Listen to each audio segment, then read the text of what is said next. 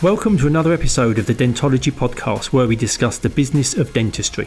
In this podcast series, we'll be discussing all the non-clinical aspects of dentistry, from goodwill values, finance, marketing, how to buy and sell a dental practice, mindset, through to where you can invest your money in team management issues. My name is Andy Acton, and I'm joined by my co-host, Chris Strevens. Let's jump straight into it. Welcome to another episode of Dentology, the Business of Dentistry podcast. And today we're joined by Nigel Jones, the Sales and Marketing Director of Practice Plan for nearly 13 years, the UK's number one provider of practice-branded dental membership plans. And prior to this, I know that Nigel was the Business Development Director at Virgin Healthcare, which I'd love to hear some more about, and also in different directorship roles, 14 years as Commercial Director at Denplan, and also Hippo Waste and a number of other businesses, but they're not in healthcare. So Virgin Healthcare, at the beginning of 2007, was setting up primary healthcare centres. So how did that come about? What was it like working for Virgin? Well, hi, Andy. It was absolutely brilliant working for Virgin, if I'm honest with you. I was part of a project team that were responding to a request from Mr. Branson himself, who wanted to find ways of supporting the NHS in its challenges going forward.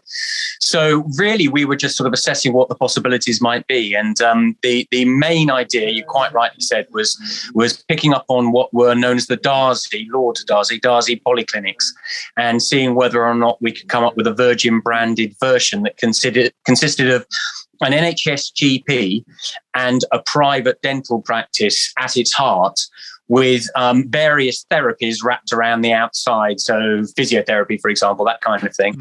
And also, in certain situations, we're exploring the possibility of having the opportunity to help with moving care out of hospitals and closer into the community with minor operations, that sort of thing. And it was really, really fascinating, because we were operating right at the heart of the Blair government's reform programme for the NHS, and just sort of getting to grips with how the NHS works, how it was introducing the independent sector, the whole procurement processes, all of that sort of thing was really, really interesting. It was a devil of a job trying to make the maths work, though, because the Virgin brand masks what is essentially a massive VC, and they expect a certain level of return for their investments, and trying to get the returns, or anything like the returns that they wanted, whilst adequately supporting the NHS in a way that was consistent with the quality of the NHS brand was very difficult. And we explored various things. It relied hugely on cross-subsidy. We were even looking at things like laser eye surgery as a sort of highly profitable activity to subsidise the NHS activity, but it was a challenge. And then the financial crash of 2008 hit, and everything got mothballed.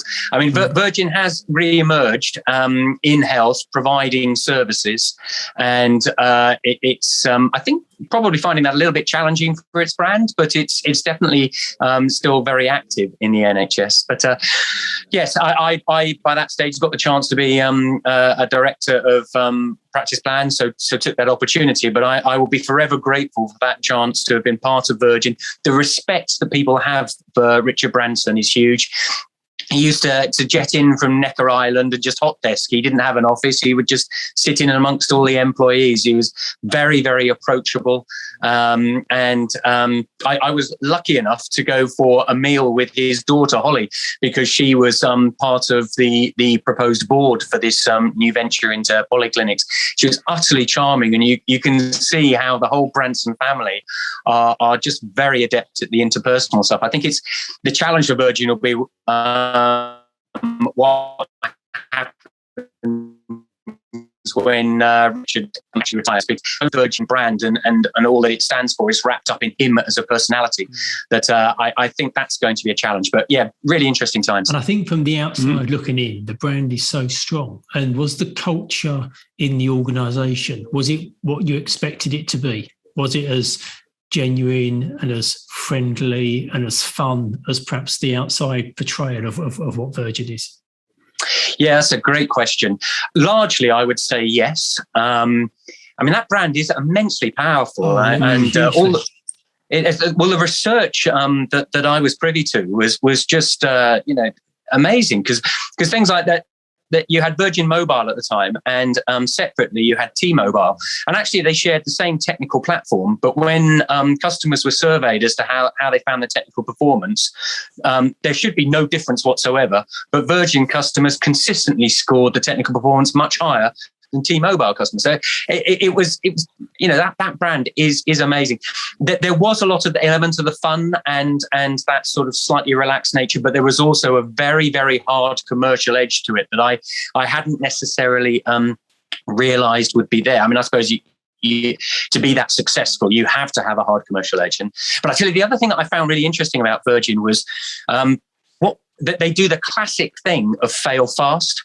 Actually, they've tried loads of things that have just bombed, but they launch with a fanfare, and if they don't work, they very quietly go away. And I found that sort of thing really interesting. But bizarre things like Virgin Cola, which never got anywhere, is huge in Africa. Virgin Cola, my word, yeah. I think there's Virgin Weddings, wasn't there? That was another one where Richard Branson put on a white wedding dress and he launched that, but that didn't last very long at all. I tell you what I found really interesting was I shared offices, or the team I was part of shared offices with, this is back in 2007, with the newly formed Virgin Galactic. And wow. It's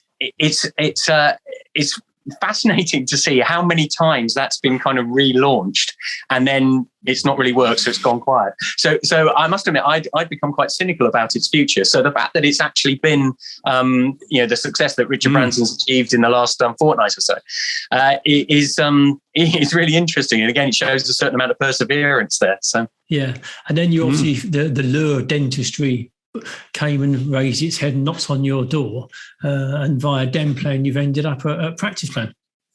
Yeah. Well, I had 14 and a half years at Denplan. I was part of the fledgling team that Steve Knorr, the founder of Denplan, had back in 1990. I mean, Denplan was set up, sort of became pretty active in 88, but I joined in 1990 when it's still a relatively small company. And didn't know anything about dentistry, and imagined I was taking on a job for 6 months just to have the use of a company car, and got hooked. And everyone needs a motivation of some sort. I hope it was a good car.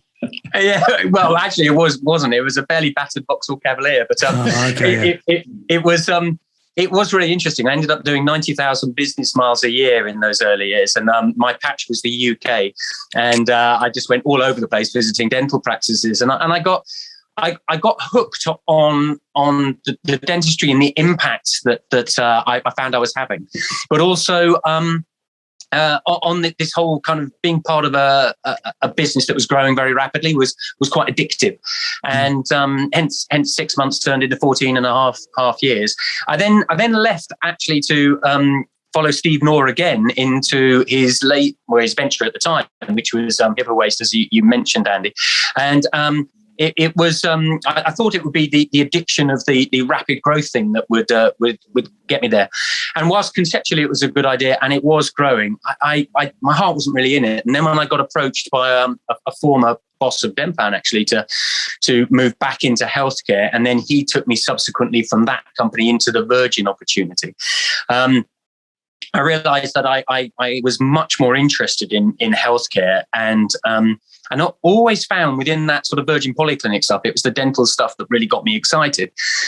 So when I got the chance to join the board of Practice Plan, I took it, and my very first day was manning the stand at the what was then called the BDTA exhibition down in Ep7.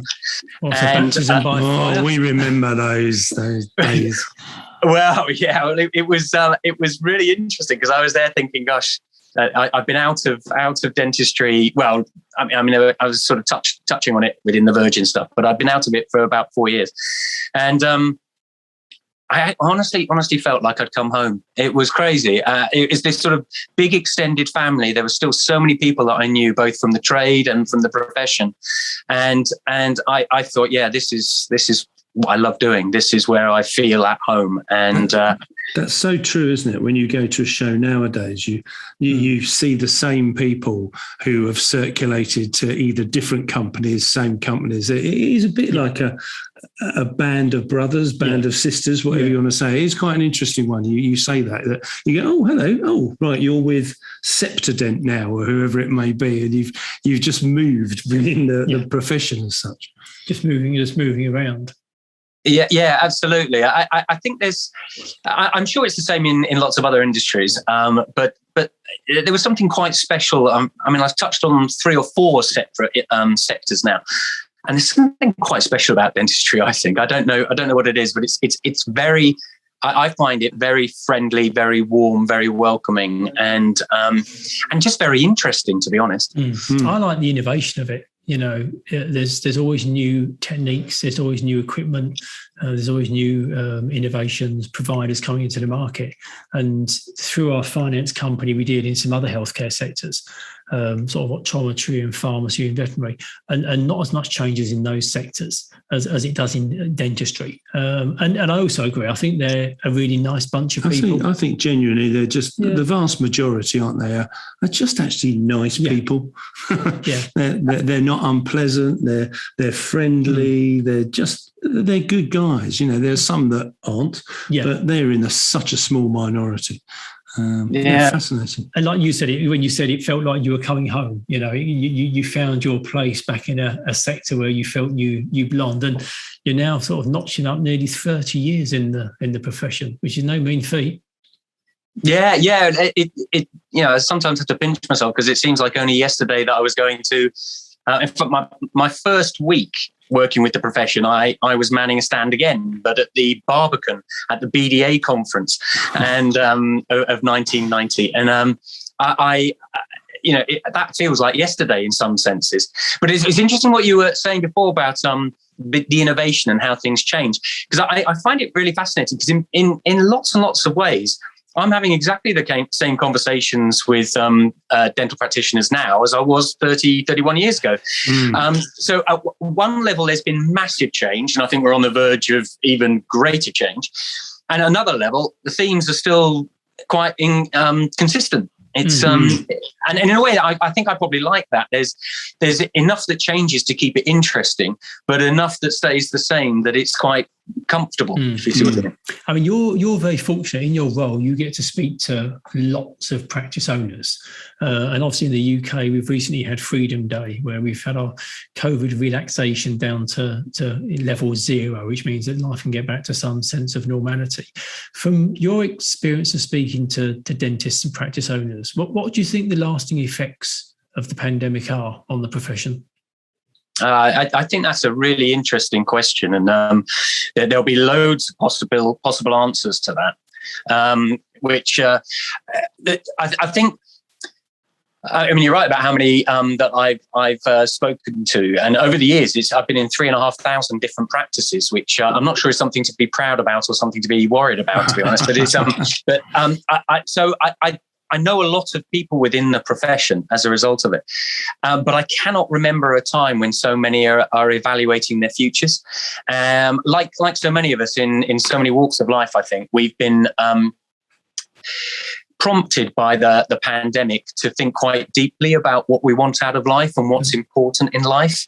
And I think that absolutely applies to a lot of the dentists that I speak to at the moment. I think that manifests itself in all sorts of thought processes. I mean, I'm very conscious when we're having this discussion. I've got a commercial agenda that is all about helping dentists make a success of private practice and leave the NHS.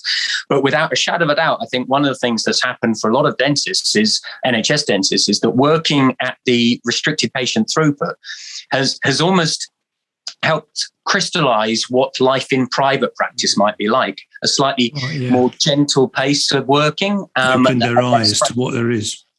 Yeah, and I think it's been really interesting for them. And if you combine that with the idea that there's more to life than just, if you're in England, meeting your UDA targets, and that actually life can be quite fragile and you have to kind of make the most of it.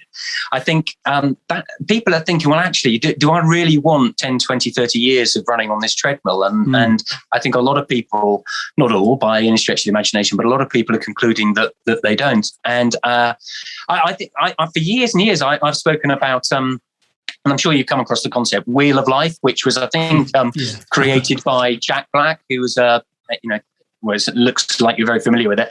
A motivational speaker from Glasgow. And for those people that are listening that aren't so familiar with it, it says that most people measure success based on the idea of your degree of financial well-being and your career, how successful you've been in your career.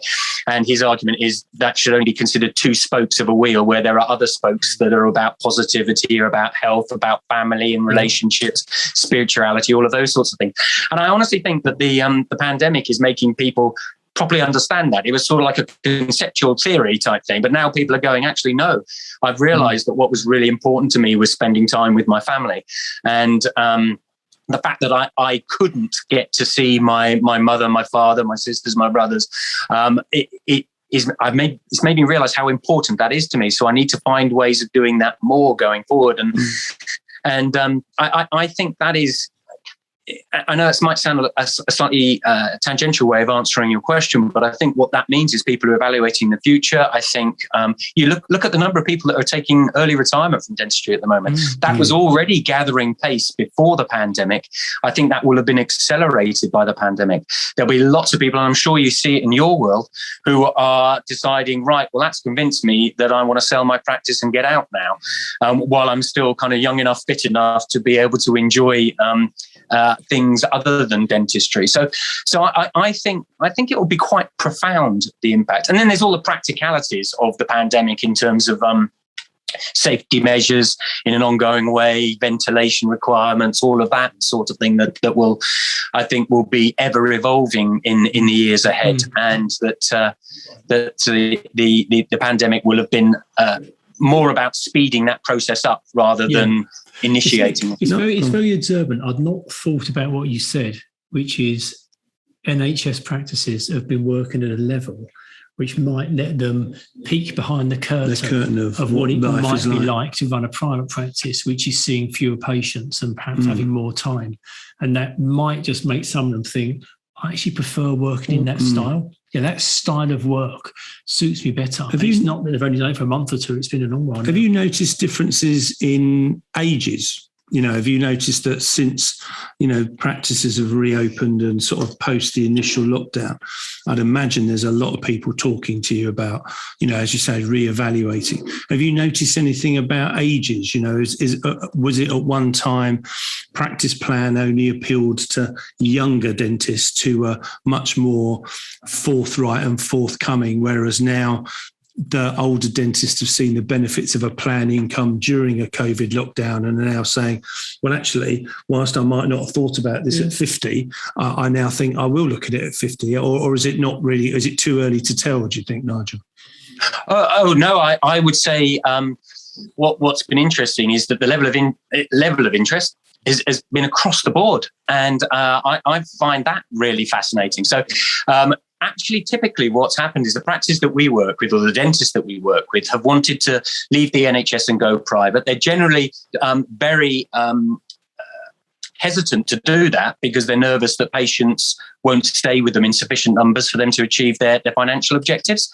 So in most cases, they underestimate the loyalty of patients, but there are some significant factors they need to consider. And one of those is, how long have you been seeing your patient base? Because the longer you've been seeing them, the greater the loyalty. The greater the loyalty, the more you'll retain when you take that step into the private sector. And therefore, what you found was, actually, most of the people that we were working with were probably early to mid 40s to early to mid 50s, because we can call those people young. For the people sitting here, I mean, we could say they're young. Yeah, they're young. They're youngsters. Yeah, the youngsters. Well, as someone that's beyond the upper end of that scale, I'm entirely with you on that point. that group, I think, were looking at that they had this sort of combination of a number of years left to go in their working lives and worrying about that NHS treadmill. But they'd been seeing their patients for long enough to have built up the loyalty to allow them to make the move successfully. What we're seeing now is, and it's a recurring theme of the discussions I'm having at the moment, is that supply and demand factors in dentistry have changed significantly. So the supply of dentistry in terms of the clinical hours available has gone down. It's gone down, of course, because of safety measures like fallow time, but it's been going down because we've seen a shift towards part-time dentists. We've seen more retirements. We've had the impact of Brexit and less European dentists willing to stay in the country. So there's been a lot of reductions in the supply of dentistry, but the demand for dentistry, if anything, has gone up. I think people have become more health conscious generally, and definitely. I think so. Yeah. And then the other thing is about cosmetic dentistry. The demand for cosmetic dentistry has gone to the roof. So what we've seen is that people no longer need to worry quite so much about their patient loyalty. So to your question, Chris, actually younger dentists are becoming more attracted to private dentistry and therefore practice plan. Okay, interesting. But even very young dentists now, people that one of my colleagues was talking to undergraduates at the weekend, and they would rather bypass the NHS altogether and go straight to private dentistry. So right way across the board, it's changed. I mean, from a valuation point of view, there's no doubt practices that had plan-based income during 2020 performed better in that financial year. I think you've got to take the NHS out of the equation because it's an anomaly. But if you look at people that purely had private fees coming in, whereas fee price and pay as you go, they had a horrendous year. Whereas the guys that had the plan-based income, actually their year wasn't too bad because very, very few patients actually cancelled their direct debits. And I think the message for lots of dentists and practice owners coming out of that has been, if we could get significant numbers of patients onto a plan where they make a regular payment, it covers rent, it covers wages, our utilities will be covered. And it's a safer business model than, hoping that people come in for their appointments on a regular basis. Yeah, you're absolutely right with that. I think people too often think of membership plans as being a product that patients buy to help them finance their dental care, whereas actually I think they should approach it, a dentist should be approaching it as a business management tool. Definitely. It's a business management tool for the reasons that you've touched on. And I always think there's three main reasons. One is secure some of your cash flow. Another is patient loyalty is enhanced because there's a direct debit-based relationship with the practice. They can't just walk down the road. They have to do something more active if they want to leave. And then there's loads and loads of evidence that supports more regular attendance. And if there's more regular attendance by plan patients than by pay-as-you-go patients, that more regular attendance builds stronger relationships and creates greater opportunities to upsell things like cosmetic dentistry. So all of that combined lends itself to those goodwill valuations that you were talking about. And you're dead right. So what's happened is people that had 200 patients on a plan wished they'd had 400 patients on a plan. People that had 400 patients on a plan wished they'd had 800 patients on a plan. So we've seen across the board a massive growth this year as people are effectively future-proofing themselves against another pandemic. And the point about cancellations is so right. I mean, admittedly, in the end of March, beginning of April, we saw a lot of cancellations when lockdown was first introduced last year. But that was pretty short-lived. And we have had our most successful year since 2007, when we were still benefiting from the introduction of the 2006 NHS contract. We're flying at the moment, and it's in part because of disillusionment with the NHS prompting more people to go private, and also because those that had already gone private wish they'd had more on a plan than they did have. So also, I think as a population, I think COVID has rattled people. It's kind of, shown that we're, human beings. We're to the vagaries of viruses and illnesses and conditions. And I think because of lockdown, I think they said something like 75% of people have put weight on during lockdown. I think there's just so much talk about health generally, in that, if you can keep your physical health in check, that's a good thing. And obviously part of your physical health is dentistry. And I know there's a whole aesthetic cosmetic cosmetic side of it, but most of it is just routine, good oral health. Not having toothache. Yeah, and I think that people have started to realise that staying physically fit and, you know, making sure you look after yourself in all physical elements, coupled with that improved mental health, you have a better life, you have a better, you know, enjoyable period that we're here for. And I think dentistry definitely benefited from that. Well, anecdotally, don't we? And I think we've spoken about it before, Nigel. You know, we're hearing practices who are saying, I'll take you on as a private patient, but you have to join my plan. I'm not going to take you as a private fee per item, because they want to, you know, for those three reasons that you mentioned earlier. They want that loyalty, they want the cash flow, and that it means that they sort of effectively lock that patient into their practice. I think so. But also, I think once you take it outside of the realm of the business management tool and you turn it into a way that a patient can receive dentistry, I think if you pay for something on a regular basis, you're much more likely to go and access that service. So people pay for gym membership, and that's why gyms now hassle you if you don't go, because they know at some point you'll cancel. So if you're paying regularly to visit the dentist, you're much more likely to go because you know that you're paying for it. So you want to access a service. That's good for everybody. You know, it's good for the business. I mean, that is absolutely right. And to take that line of thought, well, no, I mean, that would be an interesting requirement, wouldn't it? I mean, a master's bad enough, but lycra would be.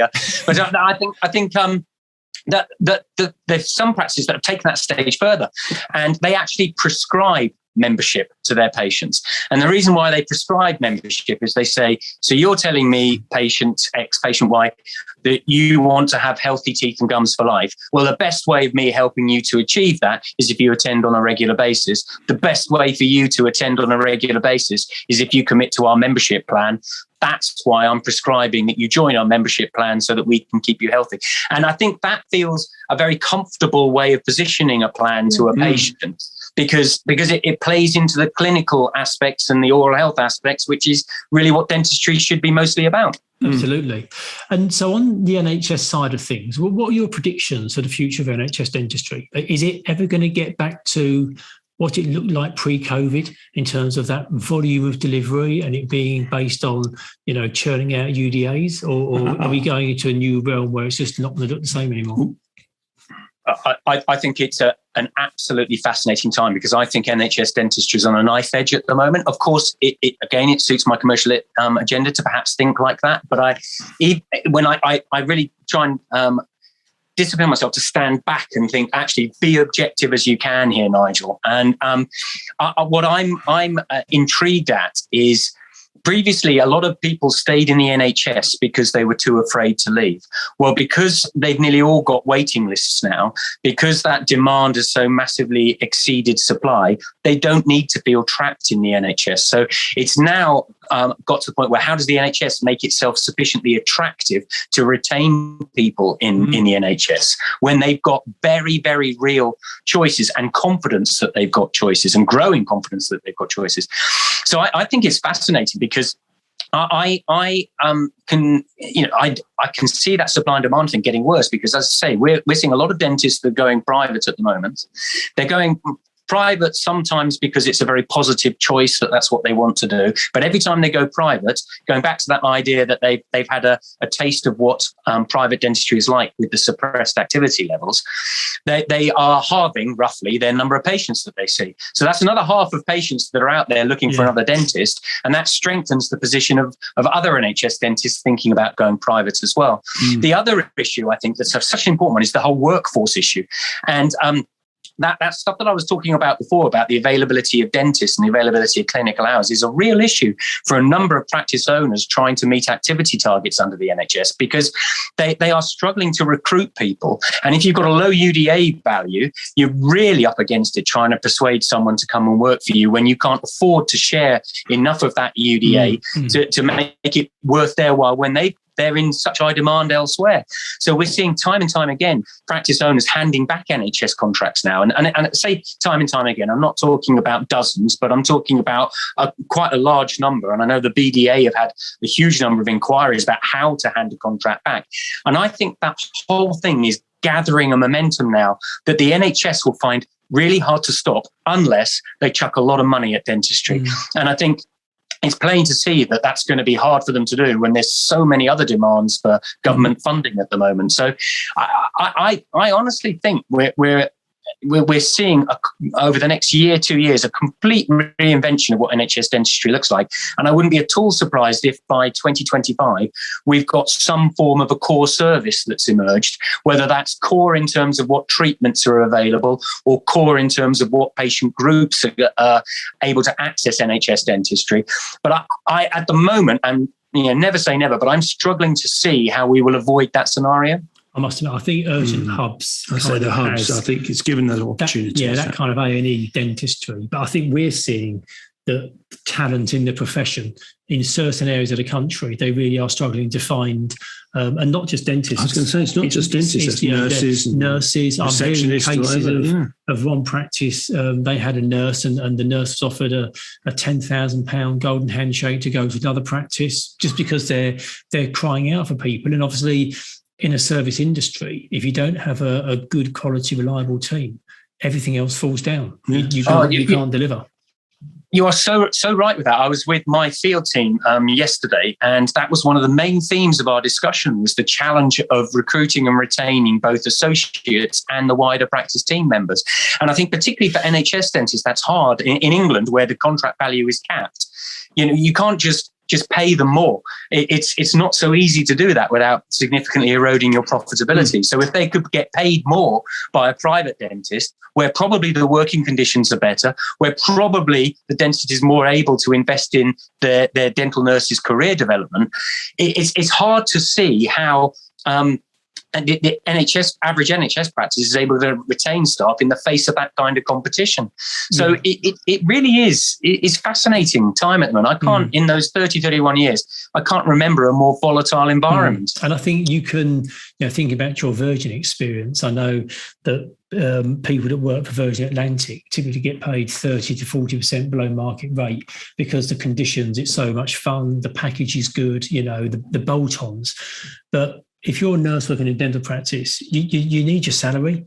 It's your salary that pays the rent. And if you're getting, £24, £25 a UDA, which means you can only perhaps afford to pay an associate £10 a UDA, which then might mean that the nurse is on £7, £8 an hour. There might not just be enough in there to make it attractive. And if the private practices are doing well because of the last year, 18 months, you can see there being an outflow of talent from NHS practices. It's always interesting, isn't it, when we look at evaluation, and one of the things we look at is the staff costs. And we always say quite often, when we're looking at it, the nurses are paid so little in comparison to what they probably have to support the dentist. And maybe that's another thing that's changed and coming to the crunch, because they can earn money working front of house or working in an office that doesn't have that same environment of testing or clinical. I was speaking to somebody the other day, and they had a nurse working in their practice who left to go and work in a supermarket because she could earn more money. That's nuts. There's something fundamentally wrong that you can stack shelves, which there's nothing wrong with stacking shelves at all, but the skill level required to stack shelves compared to the skill level required to be a dental nurse. You to be a qualified dental nurse. There's something not right. Absolutely, and that qualified bit, and that you're registered with the GDC, and you've got CPD to do, and that professional responsibilities and all of that. It's not right. It's not right, and I think that's the challenge. Is exactly, you've summed it up perfectly there. I think that how does an NHS practice respond to that kind of appealing alternative to one of their dental nurses when the contract value is capped? It's not like. At least in other parts of the UK, there are ways of potentially working harder and being more productive and increasing your overall income. Albeit, I know that there's lots of challenges in Northern Ireland and Wales and Scotland as well. But in England, where that contract value is capped, I just don't know. I don't know where we're heading with this. I'm really conscious as I speak like that. And you say, well, of course you'd say that, Nigel, because that's what you want. And I want a healthy NHS because, I worry about the working poor. It's one thing saying, well, maybe we'll end up with a core service that focuses on people exempt from charges and children, vulnerable adults, that kind of thing, care home residents. And I totally applaud that. But there's a group of people just above that exemption that I worry about, and what that means for oral health inequality, I'm not sure about. But that is government's responsibility to address, rather than an individual dentist. Yeah, and you're right. I think that there's, when you look at the percentage of the population that's registered with a dentist and visits regularly, even if there was full provision of NHS, if Practice Plan and everybody else, offered their services to everybody that wanted it, all those different funding mechanisms are needed to make sure that everybody got good oral covered. Yeah, to get covered. They're all needed. So yes, I get your point, and you're very good in not wanting to overplay that there's commercial interest. But actually, you're right in that you could do well, and the NHS could continue to deliver. And I think the impact it would have on the commercial success of the private plan providers wouldn't be that huge, because I think you're tapping into different markets.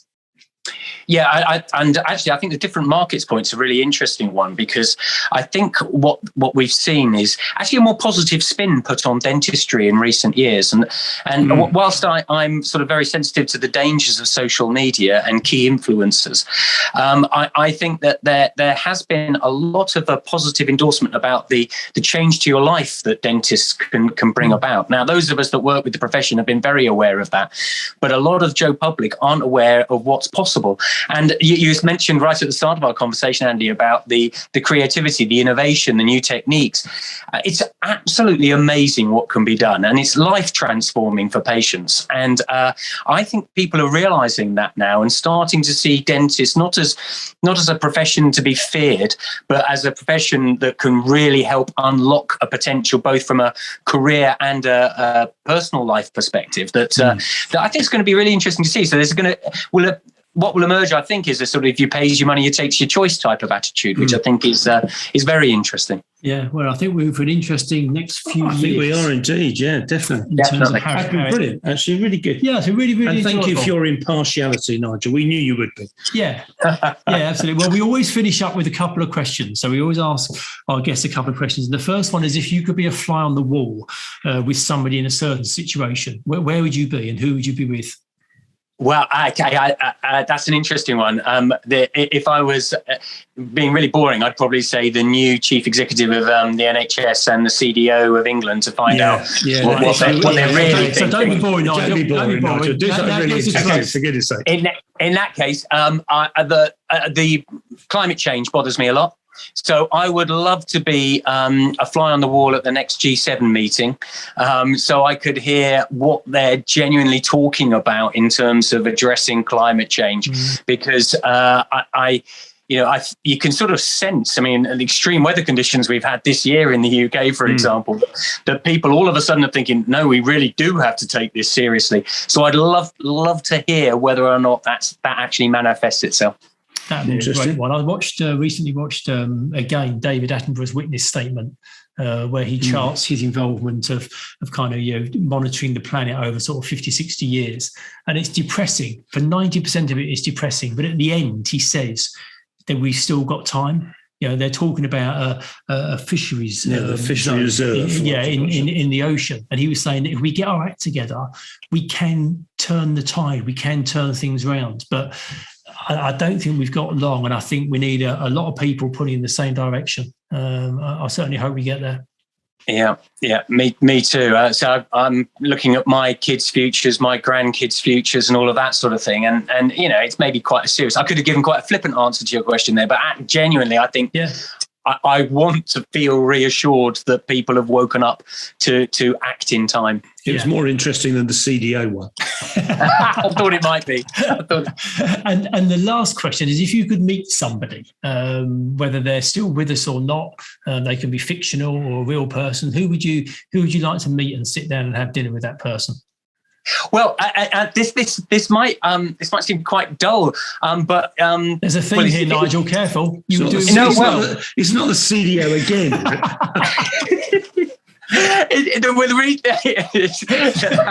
Oh God, I know I'm a bit corporate, but I wouldn't go that far. It's actually in the answer you've already given, Andy, because I did a biology degree, hence the interest in climate change. And I graduated fully intending to become the succession plan for David Attenborough, because I would have loved to follow in his footsteps. I'm quite glad that I chose a different career, given he is still not retired, and I'm just thinking about retiring. So I'm glad that I changed course, but I would love to get an opportunity to meet with David Attenborough to explore the kind of things you've just been touching on, because I think he's such a fascinating, interesting, compassionate. He's got so many qualities, I think. And he's the sort of person that you want to listen to as well. I'll give him a call. But he's just got that voice and style that draws you in, doesn't he? He draws you in, and once you're then in there, that's when you get the really good stories coming out, isn't it? You just sense practice plan.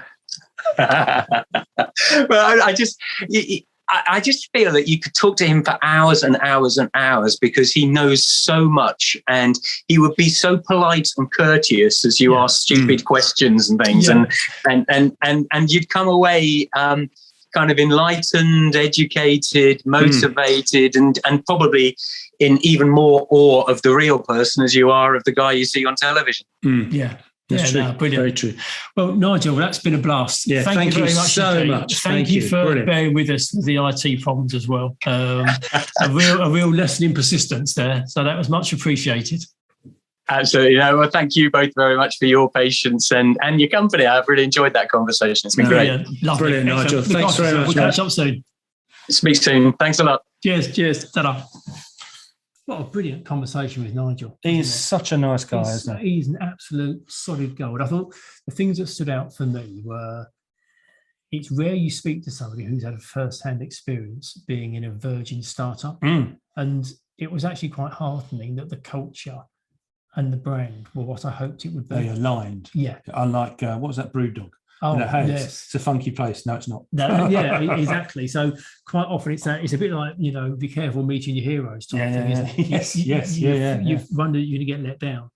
And then the other two things were just the unknown of what dentistry is going to look like 2-3 years from now. And that point he made about people who are delivering on the NHS have almost been able to peek behind the curtain of what it might be like to have a private practice because they're seeing fewer patients. I thought that was a fascinating point. I tell you one of the things I thought that was, in a way, it sort of made me feel better about myself, really. And I don't know if it's the same for you, but I've done dentistry for a long time, and I find it really interesting and exciting as well. And it was quite nice. I can't remember the phrase he used, but it was something like, he felt like he was coming home when he found dentistry exciting. And I think it is, I love it. I love what's going on. I love the people. I love working in it. Yeah. And it's sort of like, in one way you think, are we a bit sad that we do? But it's quite nice to hear somebody else who says when somebody else says it. And then I think the other wider issue, which is a big one that the profession has to address, is that talent and the resources, and how people are leaving the profession and practices are struggling to get the people they need to deliver the services. And that has big implications. When you think when we came out of COVID and we had those guys who were on 32.5%, now there's no way they're going to be, they're going to be back to normal, if not more scarcity. And I think that one of the other ones is really interesting, isn't it? And we touched on it, is the support staff. That is shocking. That nurse who leaves to go to stack shelves, and as you say, nothing wrong with stacking shelves, but on a financial dynamic, just the differential between someone who's professionally qualified in a clinical environment and working in a supermarket, that just doesn't feel right. So I think that's going to need to be addressed. It's bigger than a podcast, but I think that's something that's going to have to kind of come down the line. But no, it was really good to talk to him. It was really good, really enjoyable. Thank you for listening to this episode of Dentology, where we discuss the business of dentistry. If you like what you heard, please do subscribe where you found this episode. That would be amazing. And also follow us on Instagram.